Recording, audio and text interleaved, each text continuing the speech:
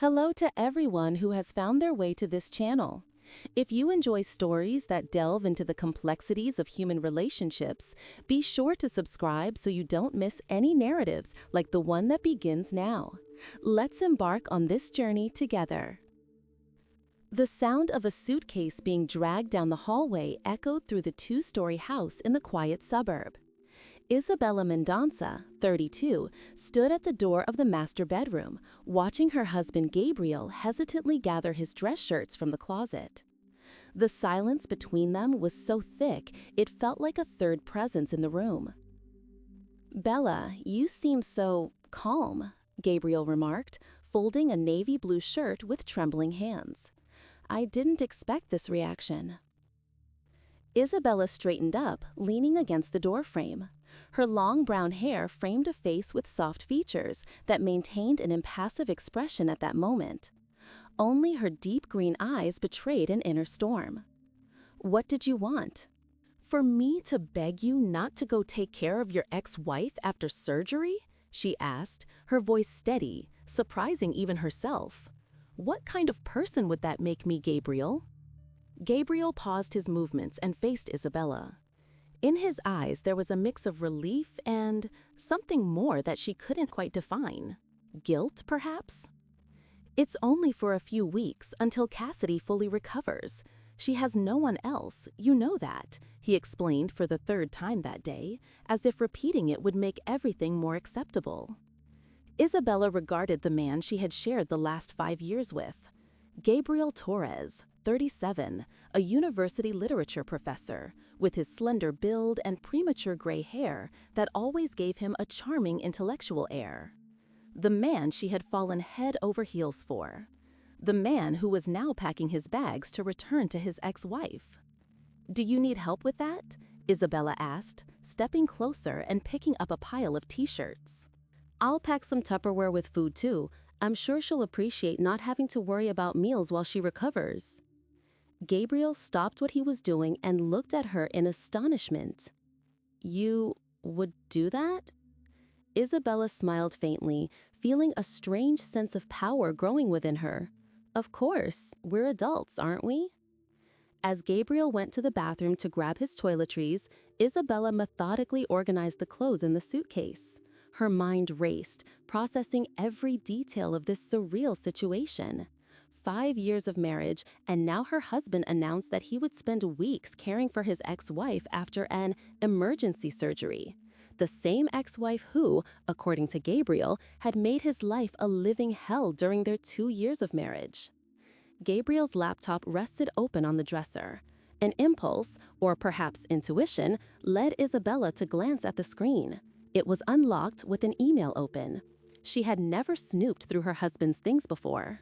She respected his privacy, but something about this whole situation didn't add up. A quick mouse movement revealed a series of emails with Cassidy, dated 3 months prior, discussing details of an elective plastic surgery. No emergency. A few more clicks uncovered coded conversations, plans, and a phrase that made her heart freeze. "After I recover and you come home, we can finalize the divorce without raising suspicions." Isabella felt the ground vanish beneath her feet. Water drained from the sink as Isabella finished washing the last food container she had prepared for Gabriel to take to Cassidy's house. Her hands worked automatically, but her mind was immersed in the files she had found on her husband's computer that afternoon. It wasn't just talk about the fake medical emergency. There were documents, contracts, a life insurance policy worth $500,000 in Cassidy's name, paid for with money from their joint account. Partial transfers of Cassidy's house into Gabriel's name dated just 2 weeks ago. A meticulously crafted plan that went far beyond simple infidelity. "Bella?" Gabriel's voice pulled her back to reality. "Are you okay? You seem distant." Isabella forced a smile, drying her hands on a dish towel hanging near the sink. "Just tired. I prepped a lot of food." She gestured to the containers lined up on the kitchen counter. "There's enough for almost 2 weeks. I froze most of it. It's just a matter of heating it up." Gabriel approached, touching her face with a tenderness that now felt false, theatrical. "You're amazing, you know that?" he murmured, kissing her forehead. "So many women would make a scene, and you're helping. That means a lot to me." "And to Cassidy too, I imagine," Isabella thought, maintaining the plastic smile on her face. The calmer and more helpful she appeared, the greater the surprise would be when her plan came into action. "I took some photos of Cassidy's house when we went to that barbecue last year," Isabella casually mentioned while organizing the containers into a bag. "Her decor is beautiful, classic, yet cozy." Gabriel looked momentarily confused by the change in topic. "Oh yes, she's always had good taste in decor. Especially that vintage mailbox at the entrance, remember?" Isabella continued, watching his reaction closely. "The one made of wrought iron with floral details." "Yes, it was a gift from her mother," Gabriel replied, unaware of the trap in the seemingly banal conversation. Why the sudden interest in her house? Isabella shrugged. "Just thinking she must be eager to get back home after the surgery. Hospitals are so impersonal." 2 hours later, Isabella was driving through the tree-lined neighborhood where Cassidy lived, following Gabriel's car. She insisted on accompanying him to get to know the area better and see where he would be, when in reality, she wanted to confirm her suspicions with her own eyes. Cassidy's house was exactly as Isabella remembered, a colonial-style building with a wide front porch and well-kept gardens. And there was the vintage mailbox she had mentioned, a detail that was now part of her plan. Gabriel parked first, and Isabella stopped right behind him. He seemed nervous as he got out of the car to grab the bags from the trunk. "You don't have to go in if you don't want to," he said, visibly uncomfortable.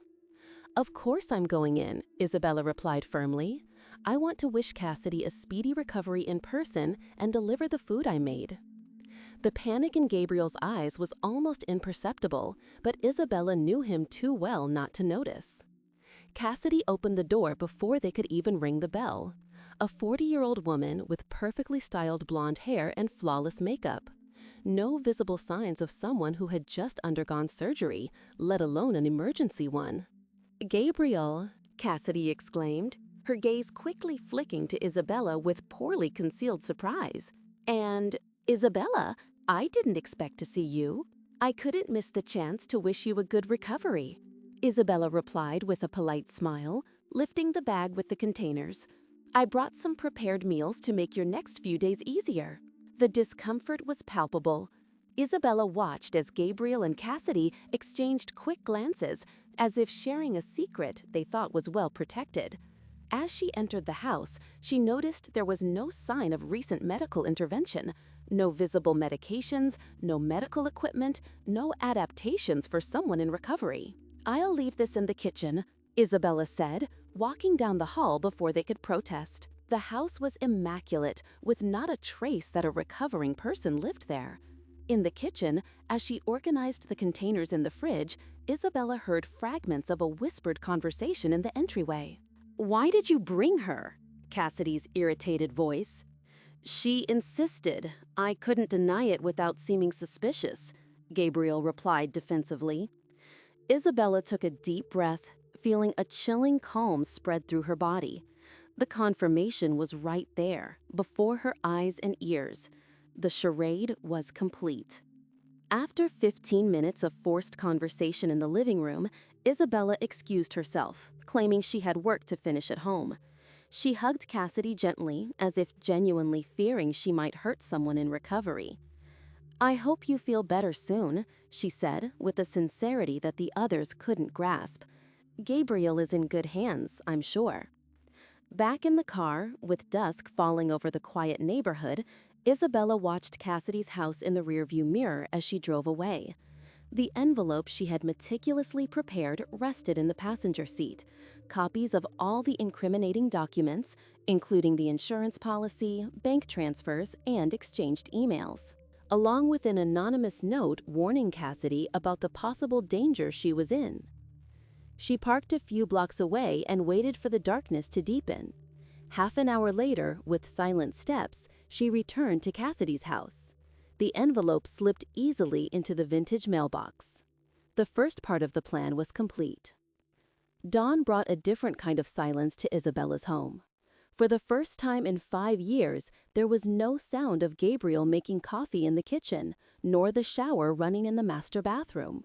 Just silence and a strange sense of lightness. Sitting on the bed with a cup of tea in hand, Isabella mentally reviewed the next steps. The meeting with the lawyer was scheduled for 10 o'clock. She had already gathered all the necessary documents, including bank statements from the last 2 years and copies of the files she found on Gabriel's computer. The shrill ring of the phone shattered the contemplative silence. Gabriel's name flashed on the screen. "Hello?" she answered, keeping her voice neutral. "Isabella!" His voice on the other end sounded desperate, almost unrecognizable. "Something terrible has happened. Cassidy, she kicked me out of the house." Isabella closed her eyes for a moment, allowing herself to savor the moment. When she spoke, her voice came out perfectly controlled. "Calm down, Gabriel. What exactly happened?" "Someone left an envelope in her mailbox," he explained, his voice choked. "It had documents, copies of emails, everything. She accused me of trying to deceive her, said I was planning something against her for the life insurance. She threw my bags out on the sidewalk. I'm at a cafe nearby. Can I come back home?" Isabella pictured the scene. Gabriel, always so composed and confident, now desperate in some random cafe, with his bags hastily thrown in the car, his facade crumbling like a house of cards. "Of course you can come back, Gabriel," she replied with a calmness she knew would be unsettling for him. "This is still your home, for now. Send me the address of the cafe. I'll come pick you up." 20 minutes later, Isabella parked in front of a small coffee shop. Gabriel was sitting at an outdoor table, looking smaller and more fragile than ever. When he saw her, he stood up abruptly, nearly spilling his cup. The ride back home was dominated by a tense silence. Gabriel tried to explain himself several times, but each attempt sounded more desperate and less convincing than the last. "I don't know who could have done this, I swear," he insisted as they pulled into the garage. "Someone is trying to destroy me, to destroy us." Isabella turned off the engine and faced him directly. "What if we're honest with each other, just this once?" she proposed, her voice calm like the still waters of a lake. "I already know everything, Gabriel.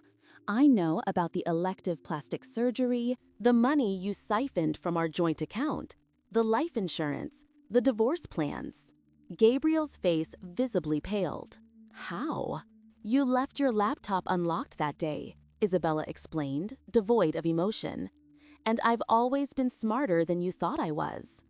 He opened his mouth to protest, but the words seemed to have abandoned his normally eloquent mind. "Your things are in the guest room," Isabella continued, stepping out of the car, "and there are documents waiting for your signature on the kitchen table." Inside the house, Gabriel found his clothes neatly organized in the guest room closet. On the kitchen table, as promised, was a folder with divorce papers prepared by one of the most respected lawyers in the city. "You can't be serious," he murmured, leafing for the papers with trembling hands. "Bella, we can talk about this. I can explain." 30,000 reais, Gabriel," Isabella interrupted, sitting up straight at the table. "That's how much you siphoned from our joint account in the last 6 months. It's all documented by the forensic accountant I hired. Just like the transfers to Cassidy's account, the life insurance payment, and the changes to the deed of her house." The silence that followed was thick, laden with realization and defeat. Gabriel sank into a chair, staring at the documents as if they were a death sentence for everything he knew. "What do you want?" he finally asked, his voice reduced to a whisper. Isabella watched him for a long moment, this man she once loved deeply, now reduced to a desperate shadow of himself. "I want you to leave my life as cleanly and quickly as possible," she replied with a devastating simplicity. "The terms of the divorce are fair. You keep your car, your personal savings, and your belongings. I keep the house, which was mine before our marriage, and you return the money you siphoned. Nothing more, nothing less. And what if I don't sign? Gabriel challenged, a last flicker of arrogance in his eyes. Isabella's smile was serene, almost compassionate. Then Cassidy won't be the only one to receive an envelope with incriminating documents. I'm sure the university where you teach would be interested to know how one of their most respected professors plans to defraud insurance companies and manipulate property deeds. The news spread through the city like wildfire. First came the whispers in the literature department of the university where Gabriel taught. Then came the social media posts by Cassidy warning other women about the man who almost deceived her. Finally, a report in the local newspaper about insurance fraud mentioned the case, without naming names, but with enough details for everyone to know who it was about. Isabella watched everything unfold from a distance, without interference. There was no need. The truth, once revealed, had a life of its own. 3 weeks after the divorce papers were signed, Isabella was returning from work when she noticed an unfamiliar car parked in front of her house. As she approached, she saw a blonde woman leaning against the hood, arms crossed in a defensive posture. Cassidy. "Can we talk?" asked Gabriel's ex-wife as soon as Isabella stepped out of the car. The two women sat on the porch with cups of tea slowly cooling between their hands. The gentle afternoon breeze rustled the leaves of the trees in the garden, creating a delicate melody that contrasted with the tension of the moment. "You were the one who left the envelope, weren't you?" Cassidy finally asked, breaking the silence. Isabella sipped her tea before responding. "Does it matter who left it? What matters is that you discovered the truth in time." Cassidy studied Isabella's face for a long moment. "You don't look like a betrayed and abandoned woman," she observed. "In fact, you look at peace." A light smile touched Isabella's lips. "Because I chose how to react," she explained. "I could have screamed, cried, begged him to stay. I could have sought revenge in destructive ways. But I chose simply to ensure that the truth came to light."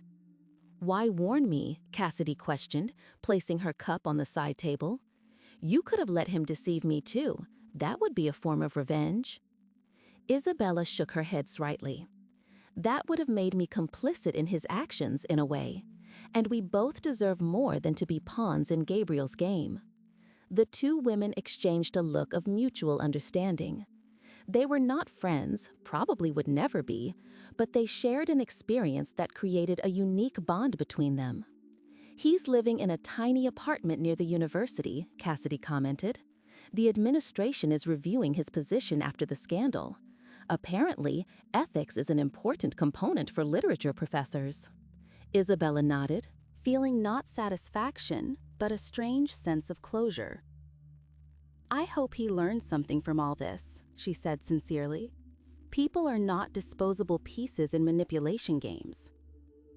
After Cassidy left, Isabella remained on the porch for a long time, watching the sun slowly set on the horizon. She felt strangely light, as if a weight she had carried for years, without even realizing it, had finally been lifted from her shoulders. That night, she slept deeply for the first time in months. The following months brought significant changes to Isabella's life. The house, once decorated with a blend of her and Gabriel's tastes, underwent a complete transformation. Walls were painted in shades she had always preferred, furniture was rearranged or replaced, and spaces once dominated by his books and belongings gave way to plants, artwork, and pieces that reflected her personality alone. In her work as an architect, projects she had delayed due to insecurity, a subtle insecurity she now recognized had been quietly fueled by Gabriel, finally came to life.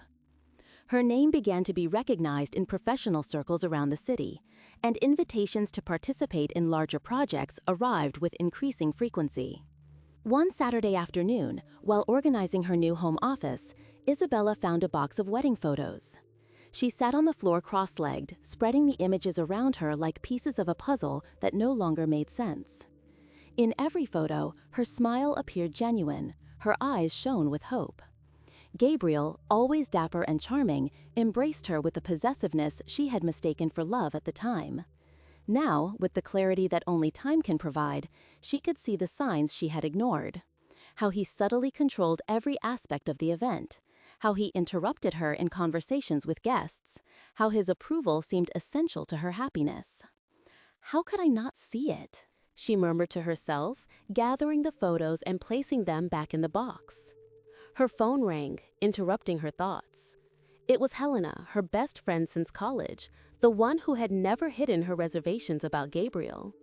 "I'm passing by your house with a bottle of wine and a terrible documentary about modernist architecture that's going to make you scream in indignation," Helena announced without preamble.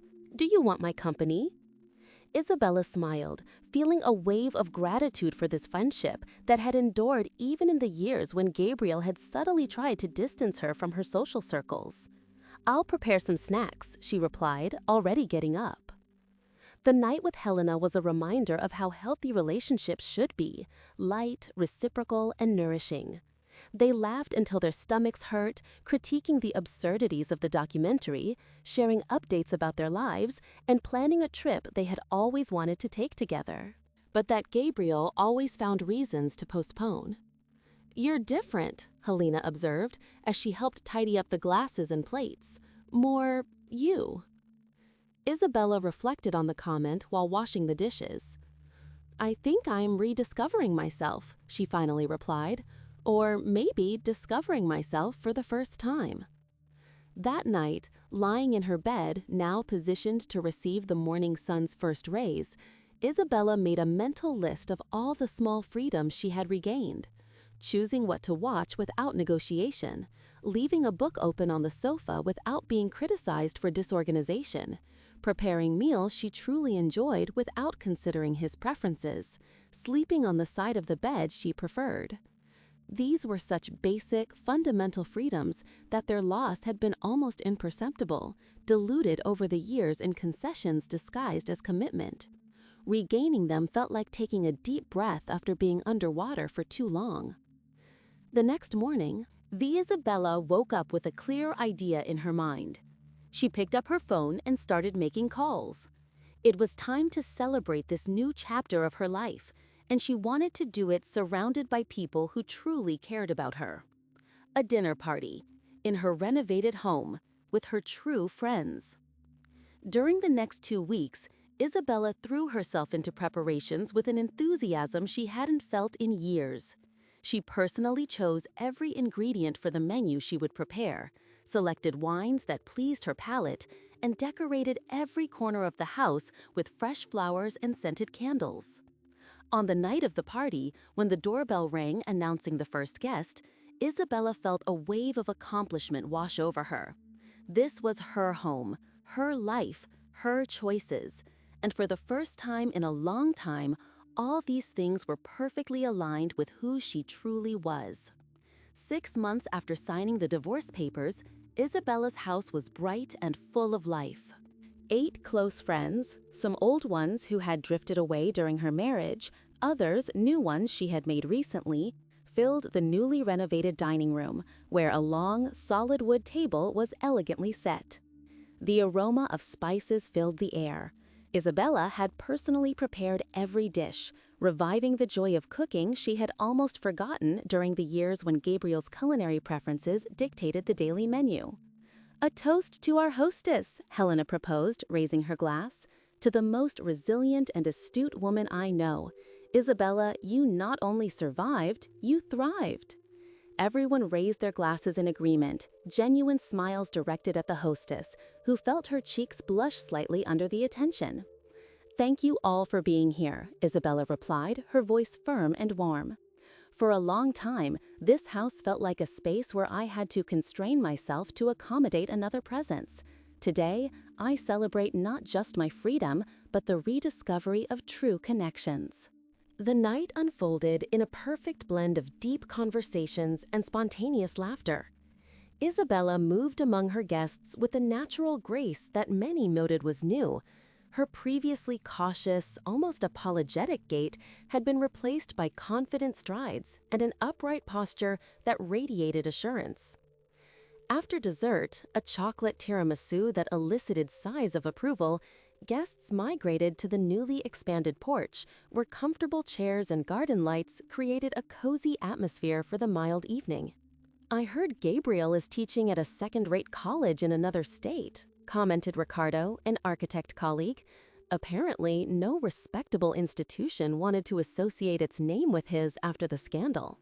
Isabella sipped her wine, feeling not satisfaction at Gabriel's downfall, but a tranquility knowing that her actions had natural consequences. "I'm not keeping track of his steps," she replied honestly.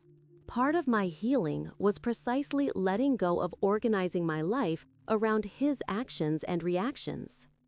"You never told us exactly how you found everything out," noted Mariana, a recent friend Isabella had met in a photography class. "If you don't want to talk about it, we completely understand."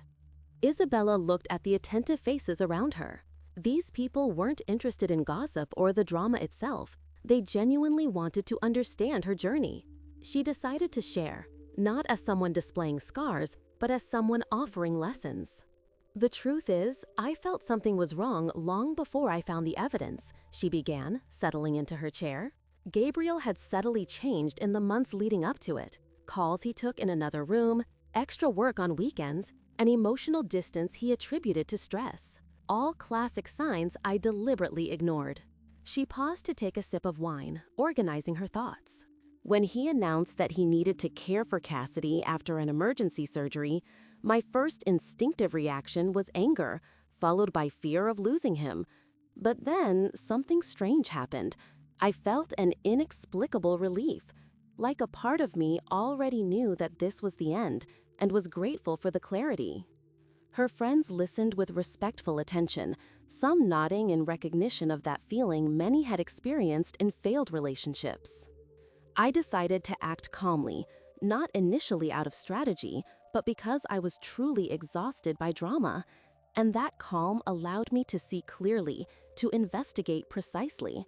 When I found the documents on his computer, I didn't feel surprise, just confirmation." "And then you devised that brilliant plan," Helena commented with admiration. Isabella shook her head gently.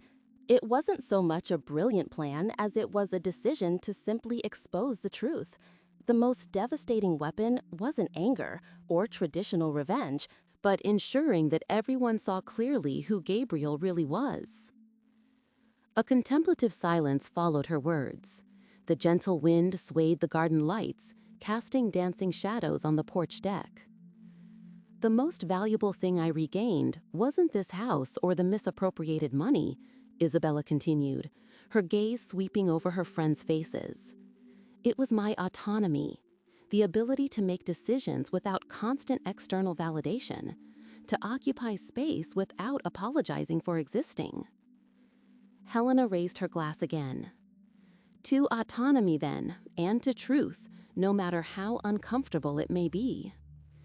Everyone toasted, the clinking of glasses echoing in the quiet night. Hours later, after the last guest departed, Isabella remained on the porch, gazing at the stars in the clear sky. She felt whole, not due to the absence of challenges in her life, but because of the rediscovery of her ability to face them on her own terms. Her phone vibrated in her pocket. A message from Helena. "Perfect night. You're radiant, my friend. So proud of you." Isabella smiled, putting the device away. She stood up and walked slowly through the now silent house, observing the remnants of the celebration. Glasses with leftover wine, plates with crumbs from dessert, crumpled napkins. In other times, she would have rushed to clean everything immediately, anxious to restore the order Gabriel demanded. Now, she decided that cleaning could wait until the morning. In her bedroom, she sat at the vanity and looked at her reflection in the mirror. Her green eyes, once constantly watchful, now conveyed a serenity that came from within. She ran her fingers through her brown hair, now cut in a style she had always wanted to try, but that Gabriel considered excessively modern. Isabella thought about her journey over the past 6 months. It hadn't been easy. There had been nights of doubt, moments of loneliness, days when she questioned whether she had acted correctly. But those hesitations became less frequent, replaced by an increasing certainty that she had chosen the right path, not only in exposing the truth about Gabriel, but primarily in deciding to honor the truth about herself. On the nightstand lay the last project she was working on, the renovation of a shelter for women in vulnerable situations. It was a pro bono job she had recently taken on, inspired by her own experience. The space needed to be not only functional, but welcoming, a place where other women could begin to rebuild their lives and rediscover their own voices. Isabella lay down on the bed, feeling the comfort of the sheet she had chosen for their feel rather than their appearance, as Gabriel had always insisted. She closed her eyes and took a deep breath. The silence of the house was no longer oppressive or empty. It was peaceful, like a blank canvas ready to be filled with new possibilities. At some point during that night, she realized she no longer thought of herself as the woman who survived a fraudulent marriage. That experience was just a chapter in her story, no longer the central title. She was simply Isabella, architect, friend, a woman who had learned that true strength lies not in silently enduring, but in having the courage to rewrite her own narrative. The next morning, she woke with the first rays of sunshine streaming through the window positioned just as she wanted. As she brewed her coffee, she looked out at the backyard, where she planned to build a studio to resume painting, a hobby she had abandoned in the early years of marriage. Life moved forward, not as an empty return to the house where she once shared dreams with someone who betrayed her, but as an ongoing journey of self-discovery. The phone rang again. It was a potential client, interested in her work after seeing the renovation project she had done in her own home. As they discussed possibilities and ideas, Isabella smiled to herself. For years, she had believed she needed to dim her light so that Gabriel could shine. Now she understood that, in truth, they could have both shone together if he hadn't been so determined to overshadow any brilliance that wasn't his own. The revenge that many expected, shouting, scandals, destruction, had never been her goal. The real retribution was right there, in that moment. A life rebuilt on authentic foundations, genuine relationships, and, above all, liberation from patterns that diminished her. The empty return referred not to the house without Gabriel, but to the emptiness of his strategy, which ultimately brought him nothing but the exposure of his own character. If you enjoyed this story and want more content like this, don't forget to subscribe to the channel, leave a like, and comment on what you thought. Your interaction helps me keep creating stories that explore the complexities of human relationships and the journey of self-discovery. Thank you for following The Empty Return.